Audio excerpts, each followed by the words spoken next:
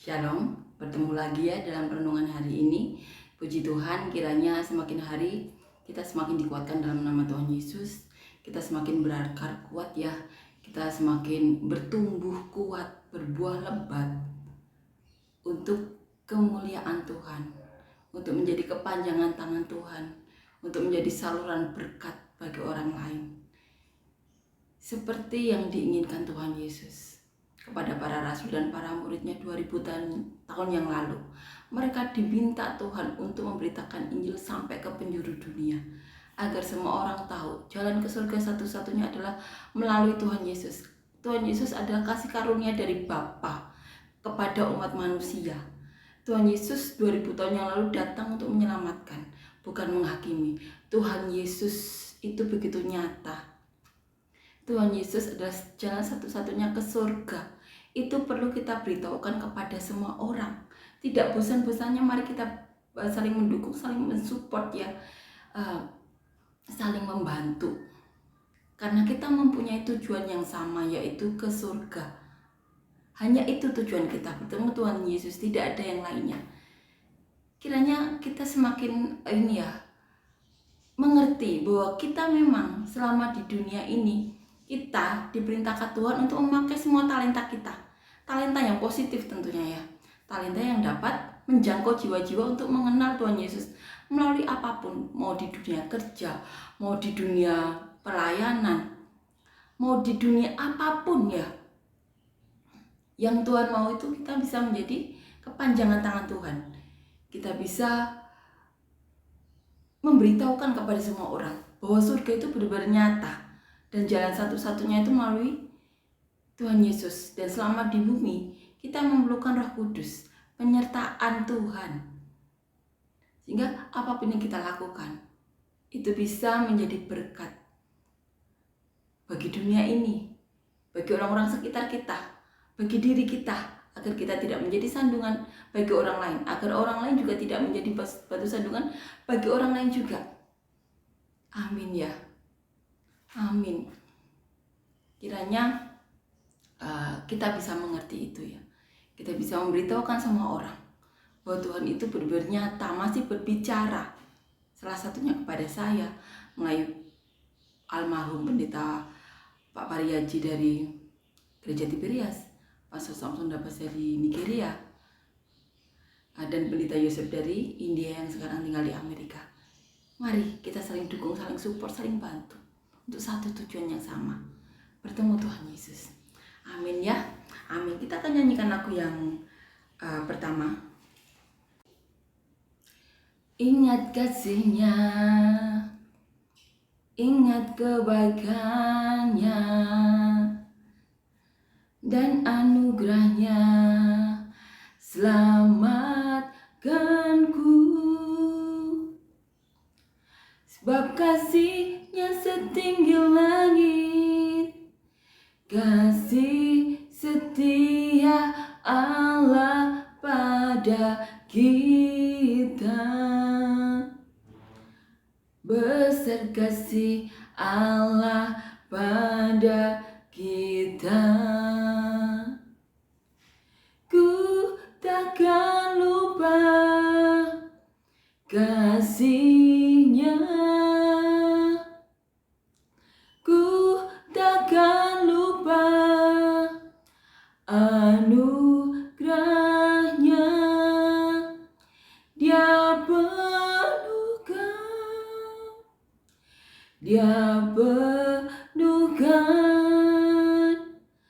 Dia puaskan hasratku. Besar kasih Allah pada kita. Amin ya. Kita akan lanjutkan membaca dan merenungkan ayat firman Tuhan di Kisah Para Rasul pasal yang ke-28 ayat 1 sampai 10. Judul perikopnya Paulus di Malta. Setelah kami tiba dengan selamat di pantai, barulah kami tahu bahwa daratan itu adalah Pulau Malta. Penduduk pulau itu sangat ramah terhadap kami. Mereka menyalakan api besar dan mengajak kami semua ke situ karena telah mulai hujan dan hawanya dingin. Ketika Paulus memungut seberkas ranting-ranting dan meletakkannya di atas api, keluarlah seekor ular berludak karena panasnya api itu, lalu menggigit tangannya. Ketika orang-orang itu melihat ular itu terpaut pada tangan Paulus, mereka berkata seorang kepada yang lain, "Orang ini sudah pasti seorang pembunuh, sebab meskipun ia telah luput dari laut, ia tidak dibiarkan hidup oleh Dewi Keadilan." Tetapi Paulus mengibaskan ular itu ke dalam api, dan ia sama sekali tidak menderita sesuatu. Namun mereka menyangka bahwa ia akan bengkak atau akan mati rebah seketika itu juga. Tetapi sesudah lama menanti-nanti, mereka melihat bahwa tidak ada apa-apa yang terjadi padanya. Maka sebaliknya mereka berpendapat bahwa ia seorang dewa. Tidak jauh dari tempat itu ada tanah milik gubernur pula itu. Gubernur itu namanya Publius. Ia menyambut kami dan menjamu kami dengan ramahnya selama 3 hari. Ketika itu ayah Publius terbaring karena sakit demam dan disentri. Paulus masuk ke kamarnya. Ia berdoa serta menumpangkan tangannya ke atasnya dan menyembuhkan dia. Sesudah peristiwa itu datanglah juga orang-orang sakit lain dari pulau itu dan mereka pun disembuhkan juga. Mereka sangat menghormati kami dan ketika kami bertolak, mereka menyediakan segala sesuatu yang kami perlukan. Puji Tuhan. Paulus di Malta. Jadi di peristiwa ini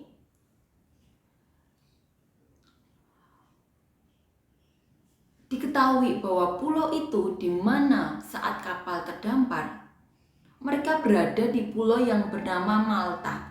Ada kejadian saat Paulus memungut ranting-ranting dan meletakkan di atas api, ada seekor bludak yang muncul karena panasnya api itu lalu menggigit Paulus. Saat itu orang-orang melihat Paulus tergigit oleh ular tersebut dan mereka berpikiran, ini ya, Paulus itu seorang pembunuh. Karena apa? Mereka berpikiran seperti itu karena walaupun selamat dari kapal yang terkandas, ternyata mereka melihat Paulus digigit oleh ular. Ini ditulis di ayat 4. Ketika orang-orang itu melihat ular itu terpaut pada tangan Paulus, mereka berkata seorang kepada yang lain, "Orang ini sudah pasti seorang pembunuh, sebab meskipun ia telah luput dari laut, ia tidak dibiarkan hidup oleh Dewi Keadilan." Itu kata mereka. Tetapi Paulus mengibaskan ular tersebut dari tangannya. Bahkan Paulus tidak mengalami apapun. Nah, saat melihat itu, orang-orang itu meyakini bahwa nanti Paulus akan bengkak, akan mengalami kematian. Tapi ternyata Paulus tidak mengalami hal yang mereka pikirkan, seperti pengalaman orang lainnya tentunya saat digigit ular. Dan karena melihat kejadian tersebut ya, mereka menjadi saksi mata. Mereka berpikir Paulus adalah dewa. Ini dikatakan di ayat 6. Namun mereka menyangka bahwa ia akan bengkak atau akan mati rebah seketika itu juga. Tetapi sesudah lama menanti-nanti, mereka melihat bahwa tidak ada apa-apa yang terjadi padanya. Maka sebaliknya mereka berpendapat bahwa ia seorang dewa. Tuhan Yesus sejak ini ya menemui Paulus. Saat itu bernama Saulus. Setelah itu Paulus mengalami kepenuhan Roh Kudus. Malaikat Tuhan sering menemui Paulus dan memberitahukan apa yang terjadi. Salah satunya juga saat kapal ini terkaram. Sehingga saat prajurit-prajurit itu mau membunuh semua tahanan karena mereka khawatir tahanan akan melarikan diri, Julius teringat akan Paulus sehingga menggagalkan rencana prajurit-prajuritnya untuk membunuh tahanan lainnya karena dia khawatir Paulus juga dibunuh karena ia ingat jasa Paulus yang menyelamatkan mereka dari kapal terkandas. Dan sekali lagi mujizat terjadi di depan mata mereka. saat Paulus digigit ular, mereka menyangka Paulus akan bengkak badannya dan kemudian mati. Tapi ternyata kebalikannya. Ular itu dikebaskan dari Paulus dan mereka menyangka Paulus adalah dewa. Itulah salah satu ciri orang-orang yang kepenuhan Roh Kudus. Tuhan memakai Paulus untuk menyatakan kemuliaannya kepada orang-orang sekitar Paulus, agar mereka tahu bahwa Tuhan itu memang senyata itu. Saat Paulus ditemui malaikat menyelamatkan mereka, mereka menjadi saksi mata bahwa Tuhan yang hidup itu menolong mereka melalui Paulus. Kemudian saat Paulus digigit ular dan mereka menyangka Paulus akan mati, mereka menyaksikan sendiri bahwa Paulus tetap hidup sampai mereka menyangka Paulus adalah dewa. Itulah Tuhan kita yang benar-benar rindu menyatakan mujizatnya. Tapi orang-orang yang bisa dipakai Tuhan untuk menyatakan mujizatnya adalah orang-orang yang mau menjaga dirinya, yaitu orang yang melakukan kehendaknya, yang tidak mengizinkan kenajisan apapun hinggap dalam hidupnya. Dia berusaha seperti itu sehingga dia bisa dipakai Roh Kudus. Tuhan rindu memakai semua orang. Kita ingat saat Petrus berkhotbah, semua orang mengalami kepenuhan Roh Kudus, tidak ada yang tidak. Tuhan itu tidak memilih mana yang bisa terdapat Roh Kudus atau tidak. Itu adalah kehendak manusia tersebut. Apakah dia mau melakukan kehendak Tuhan atau tidak? Seperti itu. Kita ingat Paulus saat berkhotbah semua kepenuhan Roh Kudus. Tuhan itu pengen menyatakan mujizatnya agar semua orang tahu Tuhan itu senyata itu. Tuhan mau menyelamatkan manusia sampai mengirim anaknya yang tunggal, juru selamat kita yang saat ini masih berbicara pada kita. Amin ya. Dan tugas kita untuk memberitakan kepada semua orang. Agar apa? Agar semua orang selamat. Mereka tahu jalan ke surga. Dan kita tahu jalan itu hanya melalui Tuhan Yesus. Tidak ada yang lainnya. Amin ya. Amin. Dan di sini dikatakan bahwa di tempat mereka saat itu berkumpul, ternyata ada tanah milik gubernur. Gubernur itu bernama Publius, dan selama 3 hari mereka gubernur ini menjamu mereka. Dikatakan di ayat 7 ya, ia menyebut kami dan menjamu kami dengan ramahnya selama 3 hari. Nah, ternyata saat itu ayah Publius mengalami sakit demam dan disentri. Kemudian Paulus di sini berdoa serta menumpangkan tangan ke atasnya dan menyembuhkan dia, ditulis di ayat 8.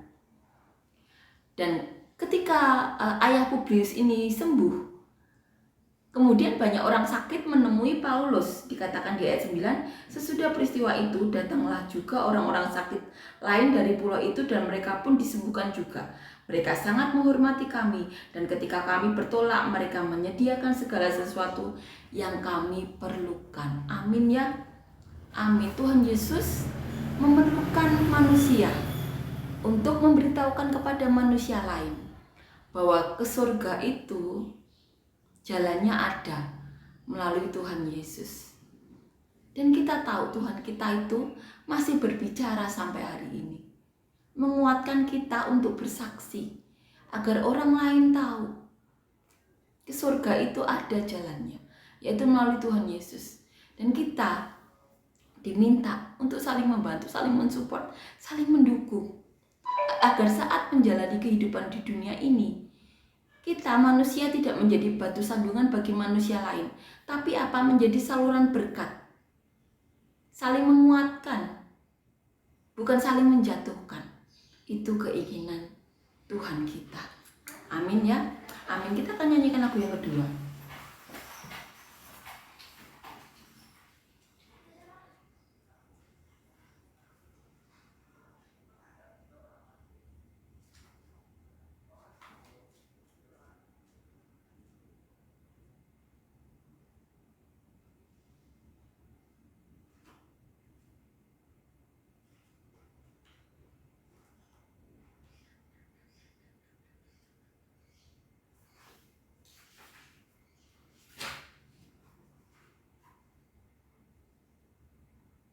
Oh betapa indahnya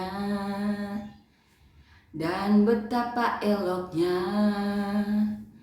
bila saudara seiman hidup dalam kesatuan. Urap mandi kepala Harun, yang kejanggut dan jubahnya turun seperti embun yang dari Hermon mengalir ke Bukit Sion. Kesana telah diperintahkan Tuhan agar berkat-berkat dicurahkan, kehidupan untuk selamanya. Oh betapa indahnya. Amin ya. Terima kasih Yesus. Terima kasih untuk kebaikan-Mu, terima kasih untuk kasih karunia-Mu. Terima kasih Tuhan untuk segala hal yang telah Kau lakukan bagi kami. Kau benar-benar juru selamat bagi kami Yesus. Dan kami berdoa